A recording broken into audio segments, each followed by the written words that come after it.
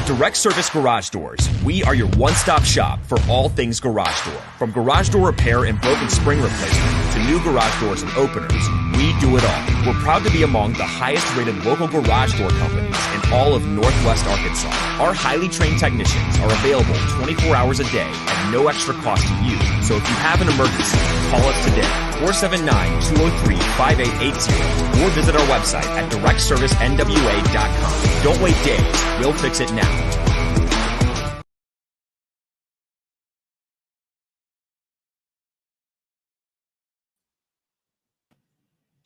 Yo, what's going on, everybody? Welcome to Hogville Net Live. I was muted there in the very beginning. Yeah, I saw your lips moving, but I couldn't hear anything. I'm thinking I'm totally deaf now. Going from using OBS, which I use on Tuss Talk, to then coming over here to StreamYard, it's like sometimes you get out of rhythm a little bit. All right, we are going to discuss, of course, National Signing Day. Alongside me today, we're going to try our best to keep this around 20 or 30 minutes. But Otis Kirk's going to get us caught up on the Razorbacks recruiting class, just kind of get some thoughts and maybe some more takeaways. First off, shout out to, you saw the ad there, shout out to Direct Service Overhead, the Garage Door Company. Free estimates, quality parts, affordable outcomes, hundreds of five-star reviews, better than best results. Give them a call today at 501-244-3667. Otis, let's just get this thing kicked off, right? Let's light the fires and kick the tires. Arkansas ends up with a pretty solid class, I think. They had a very good class.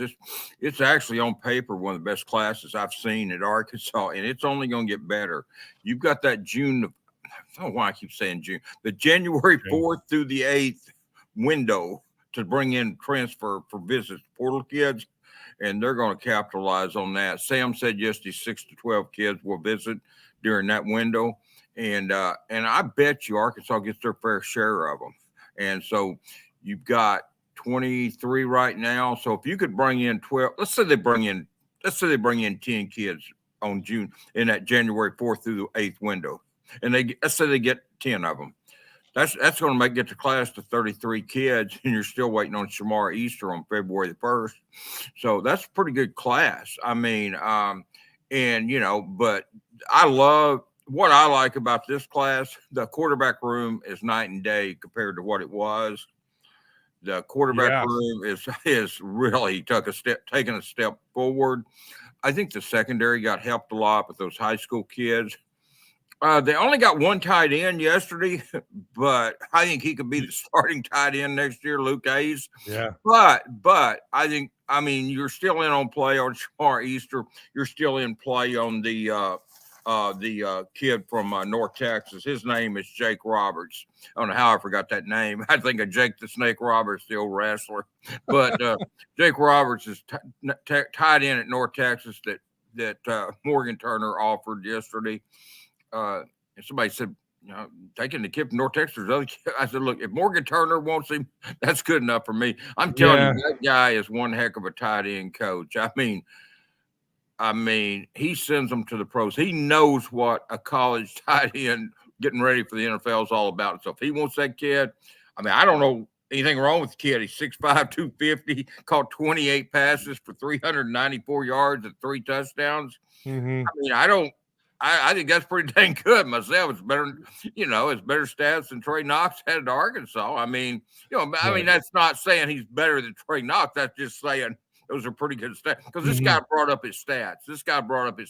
And I'm thinking that's pretty good stats for a tight end, So, I mean, I don't know. I mean, but if Morgan Turner wants him, he can offer a kid I've never heard of, and it's fine with me because I know he knows what tight ends look like and what they need. Really quick, how much room do they have?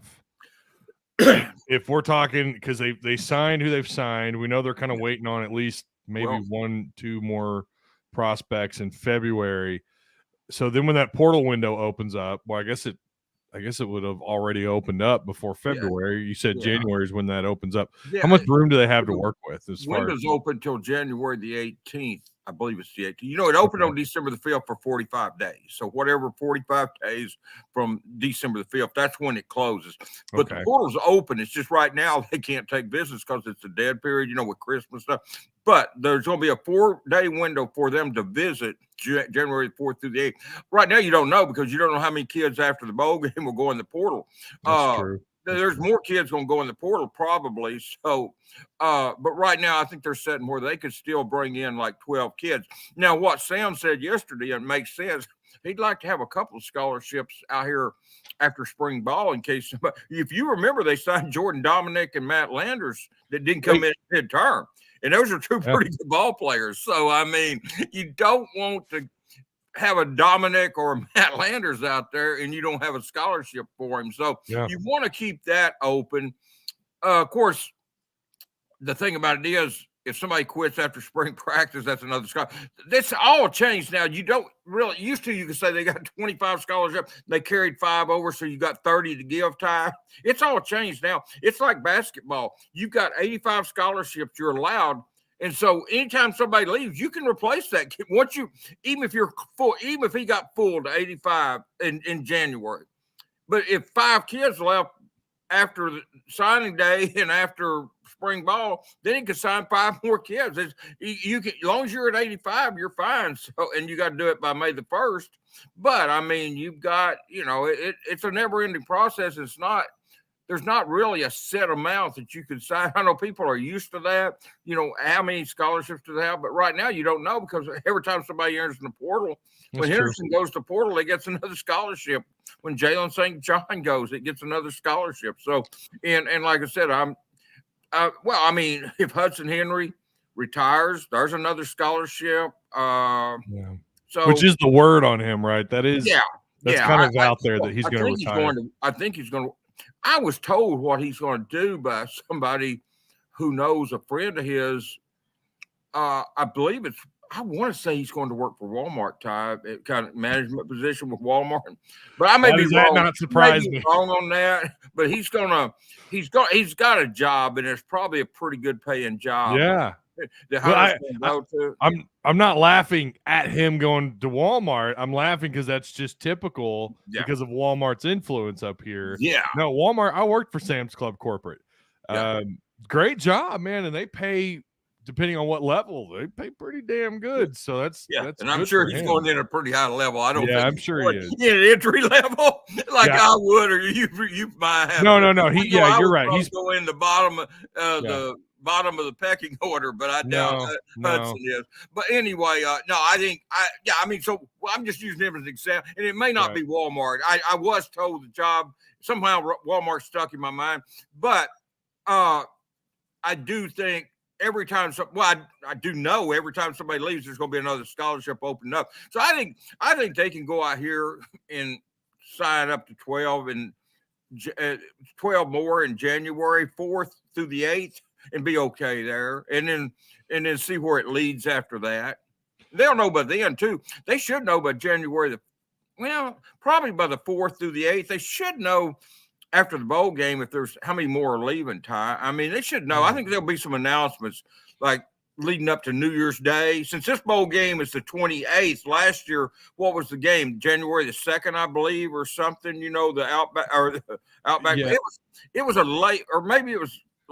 It was a different date, and I don't think it was on the 28th. And so this year it's a little bit earlier bowl game, so I think they can learn a little bit quicker what they've got. And plus the rules are different this year. Last year it wasn't the 85 only in play. The 25 it was still in play, but you had to stay. But now it's a different rule, and so it's kind of free. I mean, it's NFL free agency without a salary cap is what we're talking about. Yeah, and it's kind of wild too. I was looking at something when Nichols had gone into the portal.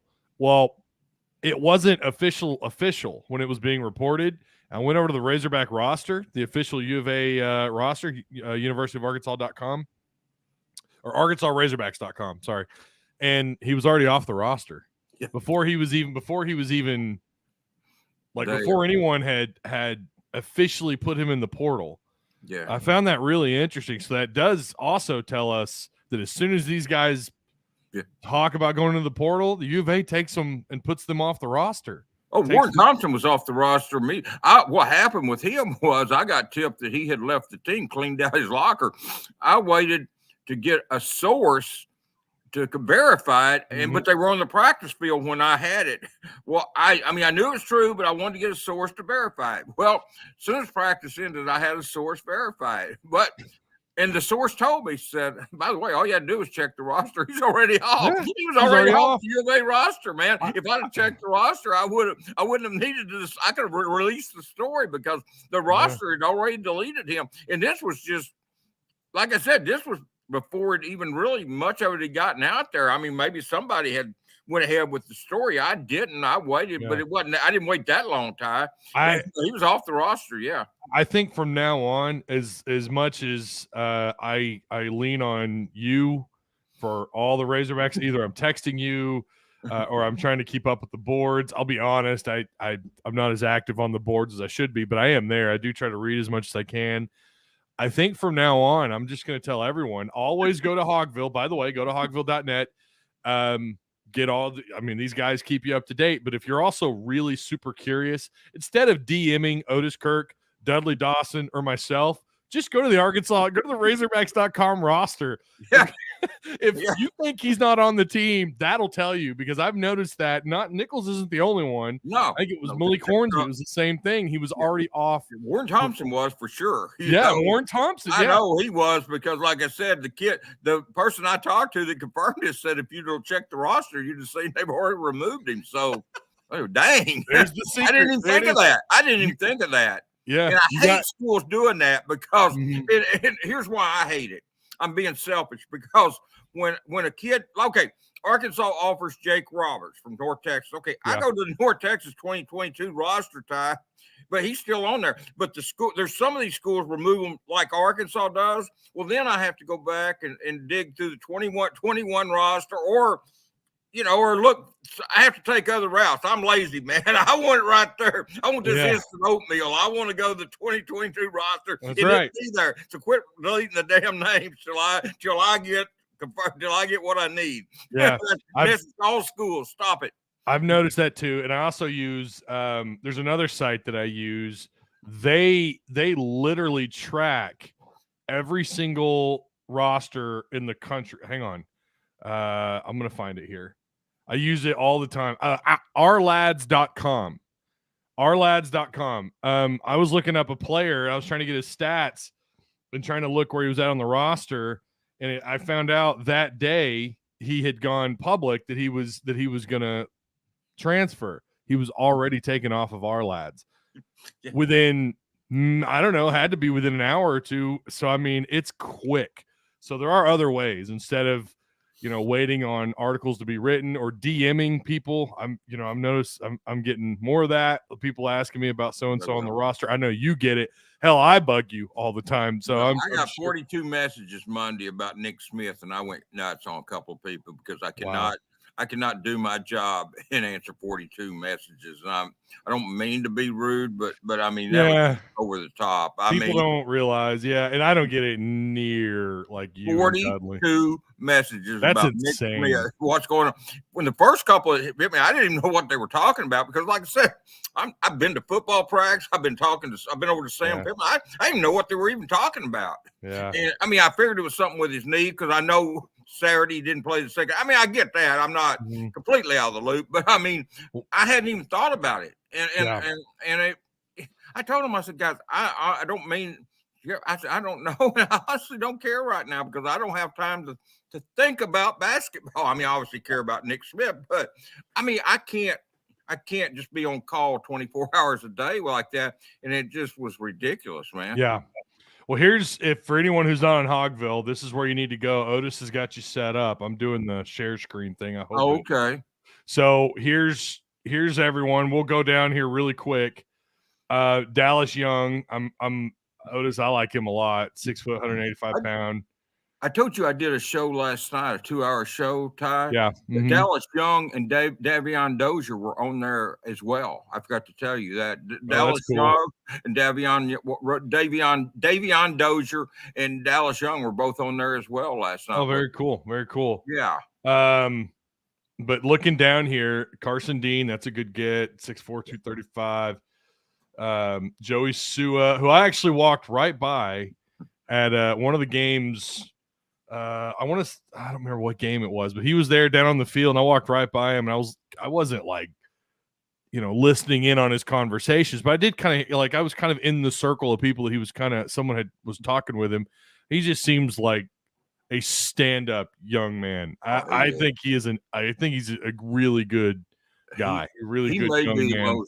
He may be the worst rated of the group. I mean, when I say the worst rated, I think he deserves to be a lot higher than what he is in the rankings. I think they got him ranked too low is what I'm trying to say. 6'4", 320, and looking at his highlights and talking to people. Talking to people who watched him, they liked him a lot. This is my guy in this class. Notice right here. Alex Sanford. Yeah. 6'3", 240. What can you tell us about him? Well, when I first saw him, I came up behind him and I didn't know who he was. And I knew he was a recruit and I was going to talk to him. And he turned around and we talked and I found out it was Alex Sanford, which I knew was a linebacker. It's like, I told him, I said, listen, man, I just want to tell you this. You look like the linebackers that Arkansas has played against for all these years, from like the LSU, the Alabamas, the Georgias, the Auburns, the Tennessee. That's what A&M's. That's what he looks like. Yeah. And this kid is 6'3", 240 or so. I don't know what they list him at yet, but I'm telling you, he's a legit 6'3". And the only time he's ever looked small in his life, did you see that picture I tweeted out? Somebody had already put it out there. It wasn't me originally, but I retweeted Quincy Rhodes and him standing by each other at All-America game. And this Quincy Rhodes made this kid look tiny. And I mean, he's 6'3", 240, and he looks like me standing next to Kareem Abdul-Jabbar or something. I mean, thank God, Quincy. I knew Quincy, and I interviewed Quincy in person. Went to his game at Northside. I thought, man, that kid's huge. I didn't when he stands next to somebody six. To me, that's one thing, but stand next to a kid 6'3", 240 and make him look small, Quincy Rhodes is huge. He's a big dude. I love that. Yeah, I love Sanford.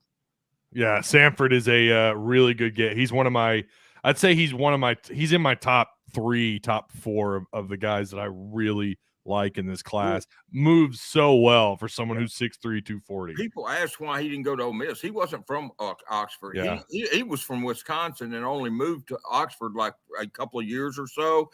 Whatever, it was a short time he was there. He didn't have ties to Ole Miss. He played at Oxford High, but he moved there. He had no ties to Ole Miss. That's why Ole Miss wanted him. They offered him, but he didn't want to go there. Malachi Singleton. There were some people that are a little nervous about UCF. I think he went on a couple of unofficials maybe to UCF, if I recall. He did, but when he was here, he told me that I'm 100% to Arkansas.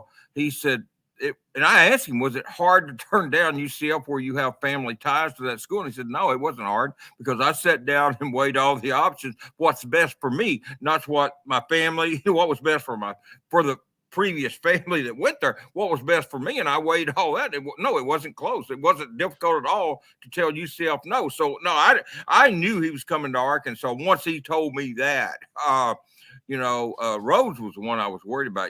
If I was going to worry about recruit, it'd been Rhodes. Yeah.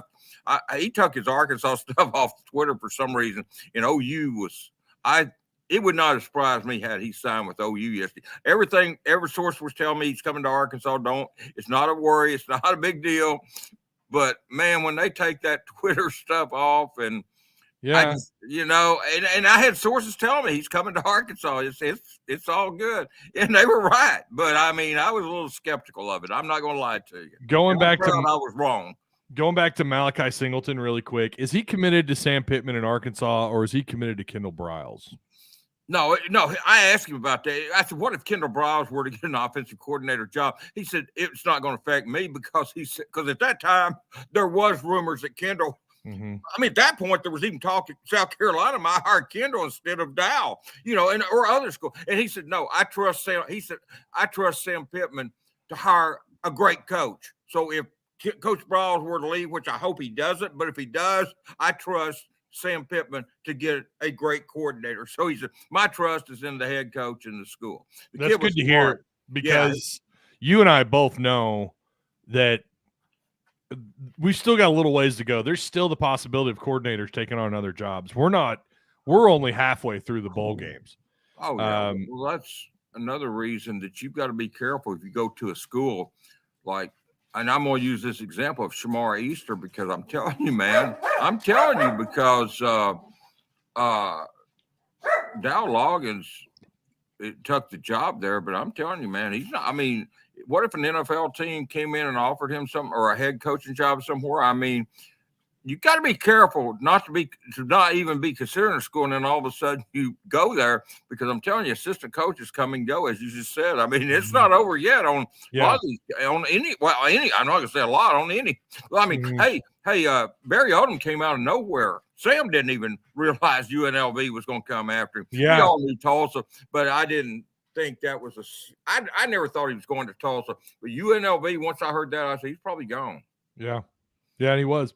TJ Metcalf, here's another one. I like him a lot. He's in my top 5. I like TJ a lot. He's a 4-star on Rivals, a 3-star on 247. Very good get. I think there was pressure from another school semi-late. I don't remember who the school was. Probably Auburn. They went after all That's those. right. Auburn went after all 3 of those Alabama kids.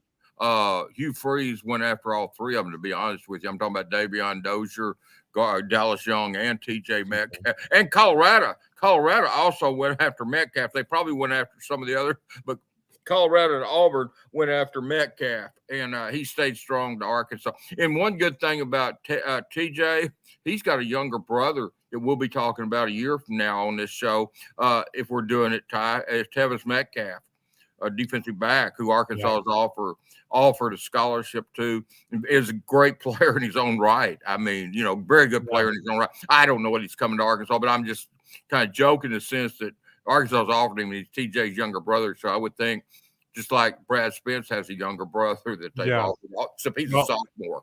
Speaking of siblings, Luke Haas, him and his brother, they did sign Luke and Dylan. There was some scare that Luke Haas may not be a Razorback. We know Shamar Easter, you said he's going to wait till February. First, let me ask you about Luke, 6'3", 245. What, like? I'm going to tell you, I told Coach Kelvin Kelly last night, I think he's the most physical tight end I've seen in the wall, because so many tight ends anymore, and he's capable of flexing out and being in the slot or being a receiver as well. Yeah. But when you line him up inside and you ask him to be fit, he's the most physical tight end I've seen in 2 or 3 years. He is ready to block. He is the total package. Not all these tight ends are ready to block when they get to college because they're basically lined up as another receiver in high school. And he does that a lot, Ty. But when they ask this kid to block, he puts people on their butts. And I'm going to tell you, I think Luke could be the starter at tight end at Arkansas. I know they're going to get a portal kid. They'll probably get Easter. And Easter eventually may be better than Luke. But just to play it, I think Luke might even be the starter next year. You think Shamar Easter still signs with Arkansas?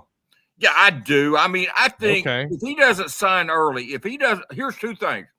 If he doesn't sign early with South Carolina, which he says he's not going to, but I know kids can change on a whim.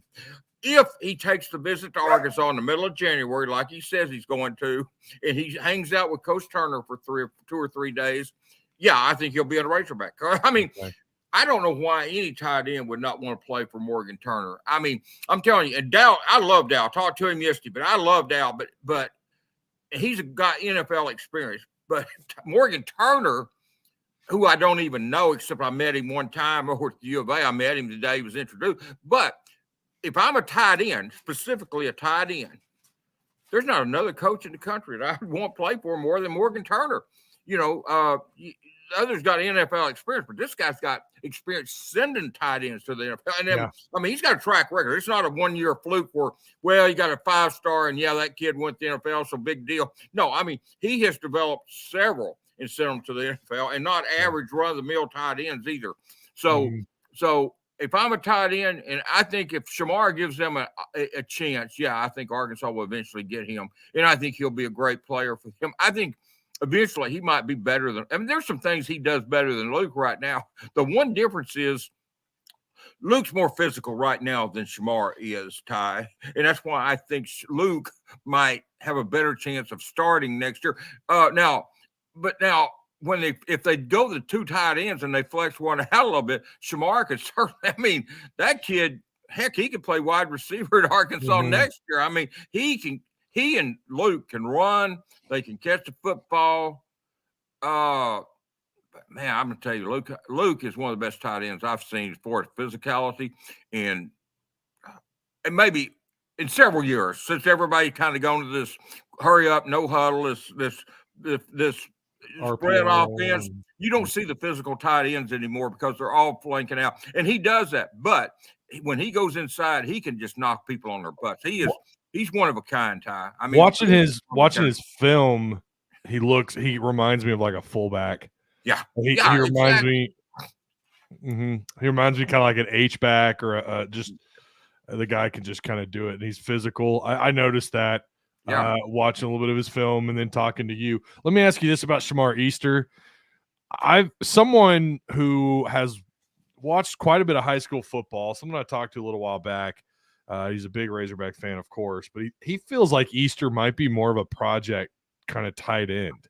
No, I don't think so. I think what he's getting at is what's making people think that is the fact that he hasn't been utilized down there. I mean, we went down and watched him practice, went down specifically to do a story and took John to take pictures, and they didn't throw him a single pass in practice. I mean, it's like you've got a kid 6'5", 225. Yeah. And I love Coach Richardson. I'm not knocking him, but I mean, they don't use him like it was the same way with Jaden Ham up at Eudora. They didn't throw to him. I mean, I don't understand it. I mean, I know coaches, they got to do what they think, but if I've got a 6'5", a 6'7" tight end Ty who can run and can get physical, I'm gonna wear those 5'9" high school defensive backs out, throw it to them, man. I mean, I've got a kid 6'5", 6'7" that's faster than these defensive backs, and they're 5'9", 5'10" in high school. Hell, I'm gonna wear them out, man. I mean,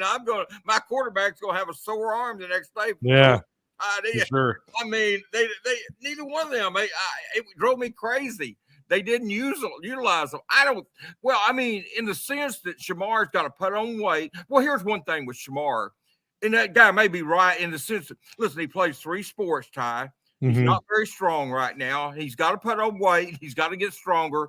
So, I mean, that's why I say I don't look for him to come in and start at tight end in the SEC. Right.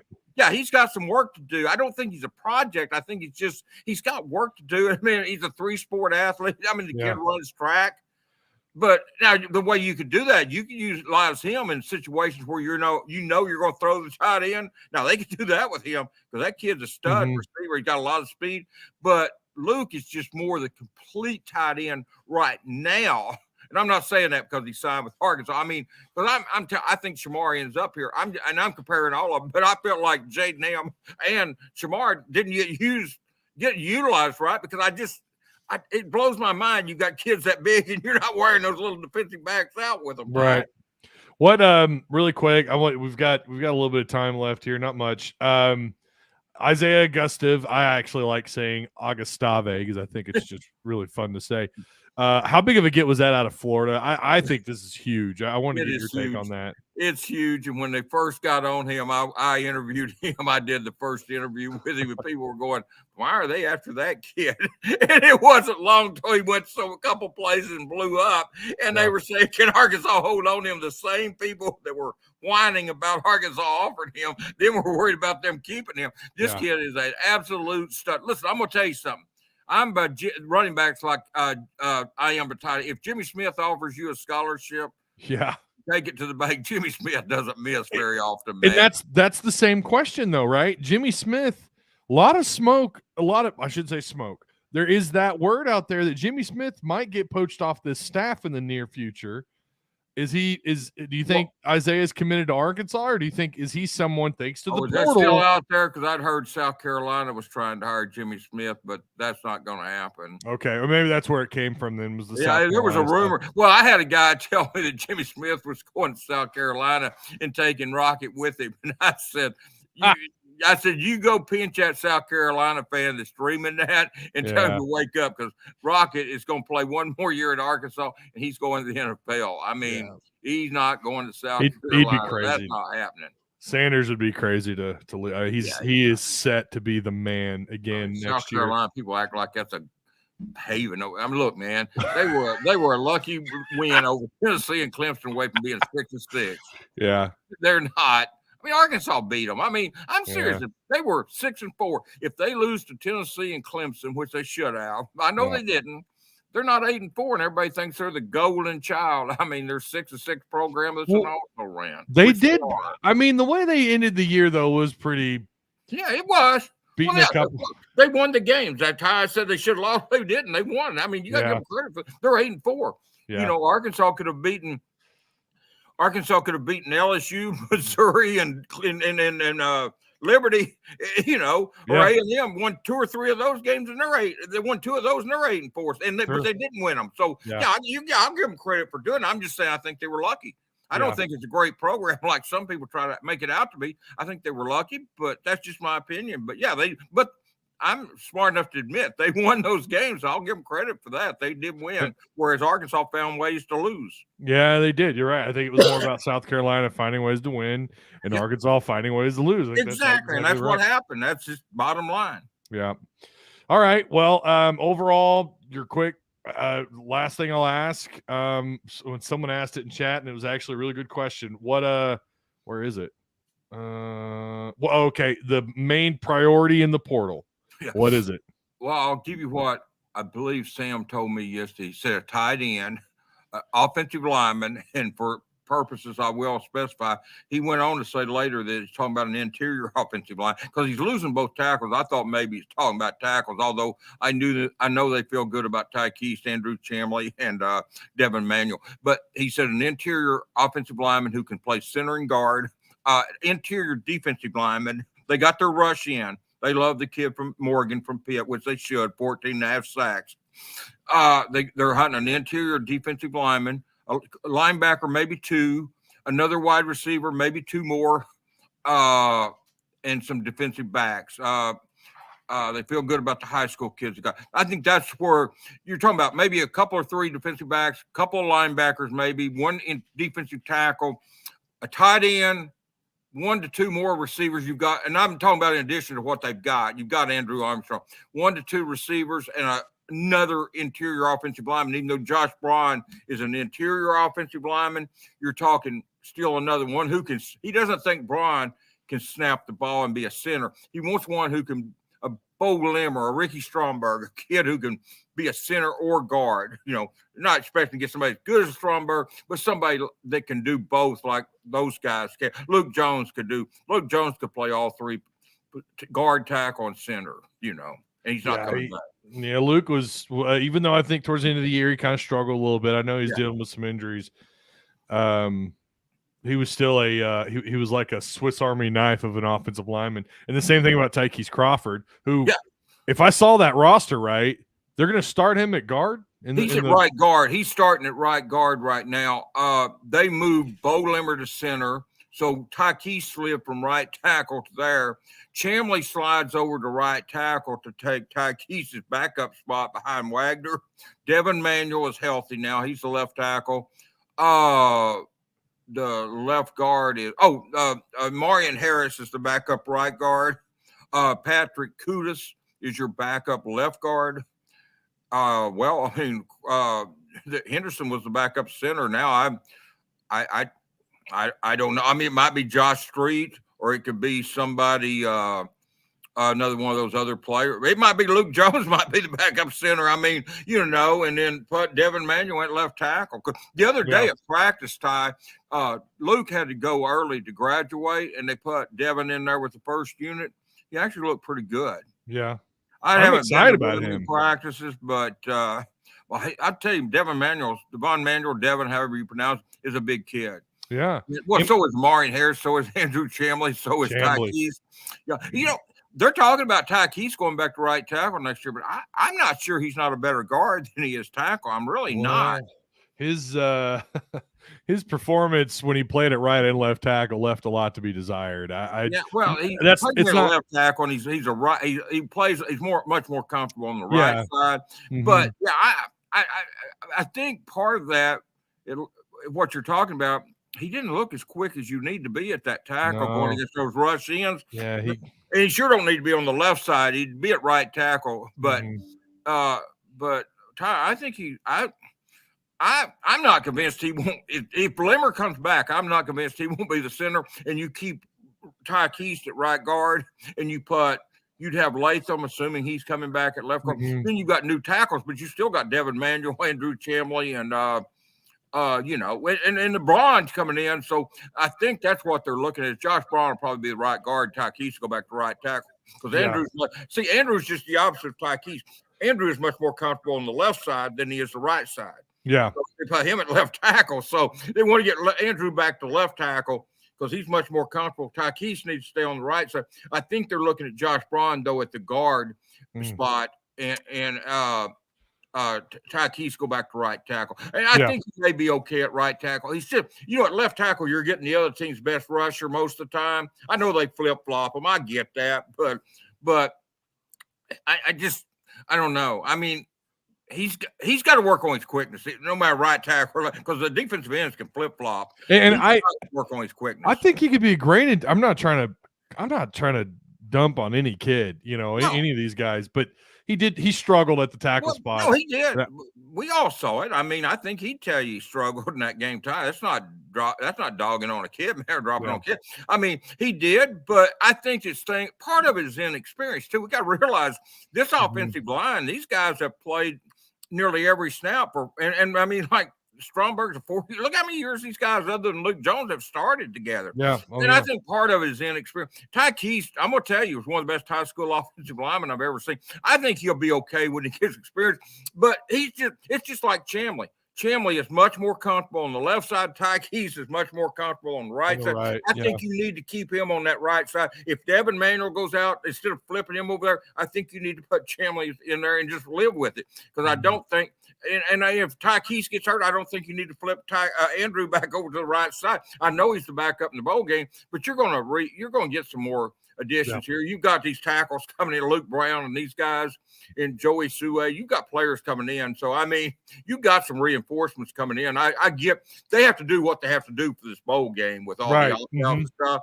But I'm just saying in the future, I'd keep Ty Keast off the left side. I'd keep Andrew off the right side. And that's what I would. And both those kids will tell you they're much more comfortable on the other side of the ball than what, they were asked to do. And, there's different steps. And that doesn't sound like much, but that first step's different. Just a lot of things different. Little things, but still little things add up to big things when you're inexperienced. Yeah. And that's Ty Keast's biggest issue right now. And it's going to be the same way with Andrew, same way with Devin Manuel. They're inexperienced. Yeah. Yeah. And they'll get some of these guys will get in, like you said, they'll get their opportunities in the bowl game. All right, Otis, I do appreciate you. I know you've been swamped, you've been busy, and you've been busting your rear end, and I'm happy. Very, very thankful and happy you're able to take a little bit of time this morning. We said 30. Looks like we're going to go to 40. That's all right. Yeah, we got plenty of good time. We had a good show. That's all that matters. Yeah. So, all right. Well, appreciate you guys too in chat. Shout out to Direct Service Overhead, the Garage Door Company, the show sponsor. And we will see you guys next time. See you Wednesday, man. Bowl game.